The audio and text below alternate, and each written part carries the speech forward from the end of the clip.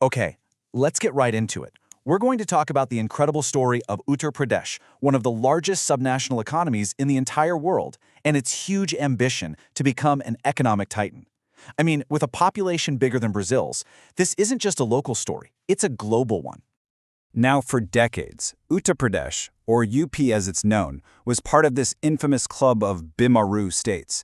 And that word is actually a play on the Hindi word bimar, which means sick. It was a label that really stuck, and it painted a picture of a state struggling with some really deep economic and social problems. So what was the actual problem on the ground? Well, before 2017, the state was really known for two things: a struggling economy and a reputation that made investors, well, let's just say they were pretty nervous. The challenge was absolutely monumental. I mean, how do you even begin to turn around a state with 240 million people?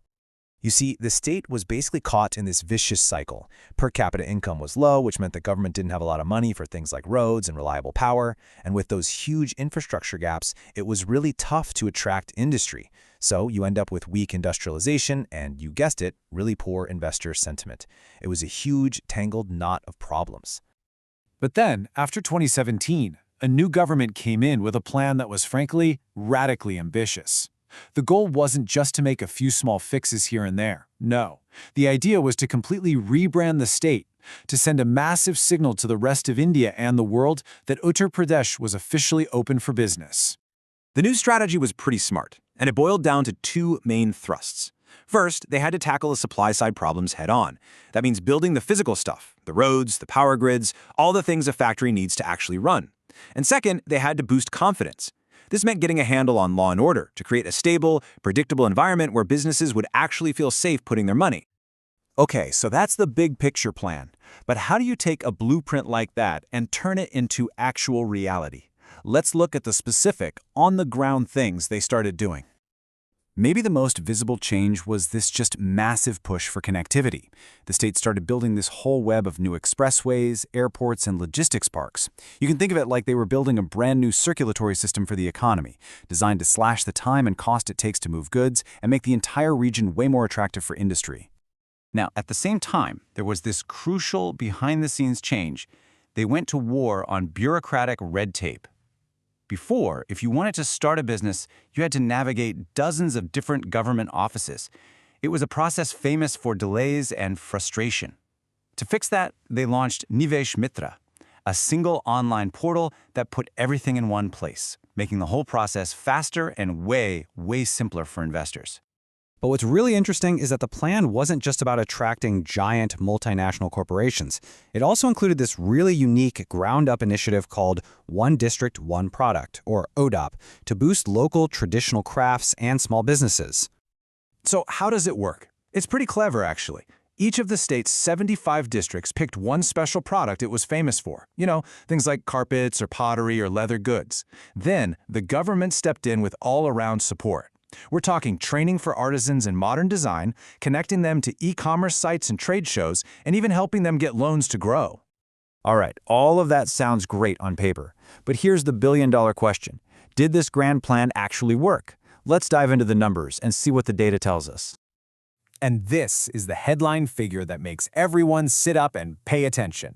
The state's economy, its GSDP, which is kind of like GDP for a state, has been growing at over 9% in recent years. To put that in perspective, at times, that's even faster than India's national average. That is a remarkable turnaround. And you can see that change in feeling reflected in hard data. In the National Ease of Doing Business rankings, Uttar Pradesh didn't just climb a few spots, it rocketed from a distant 14th place all the way to number 2 in the country. This wasn't just a number, it was a powerful signal that the state had fundamentally changed how it operates. So, at the end of the day, the outcome was pretty clear. By making the state a more predictable and stable place to operate, investor confidence shot way up. And most importantly, that confidence translated into real, tangible investment commitments. But, and this is a really important but, we have to have a balanced view here. The transformation is definitely real, but the journey is far from over. There are still some pretty significant challenges that need to be tackled. You see, this rapid growth hasn't lifted all boats equally. Key social indicators, especially things like getting more women into the workforce, are still lagging. The growth has also been a bit lopsided, with some regions booming while others are kind of left behind. And maybe the biggest challenge of all is making sure all that investment actually creates enough good, quality jobs for a massive population. So that begs the question, where does Uttar Pradesh go from here? What does the state need to focus on now to keep this economic engine running and, crucially, to make sure the benefits are shared more widely? Well, to keep this momentum going, the approach needs to get a lot more nuanced. It means making sure skill development programs are actually teaching what new industries need. It means actively pushing investment into those regions that have been lagging. And, critically, it means doubling down on the social foundations of growth: better health, better education, and real gender parity. And that really leaves us with the one massive final question. Uttar Pradesh has proven that an aggressive, infrastructure-first strategy can ignite incredible economic growth. But can that model, on its own, deliver true, inclusive prosperity for 240 million people? The answer to that question will define the next chapter in this incredible story.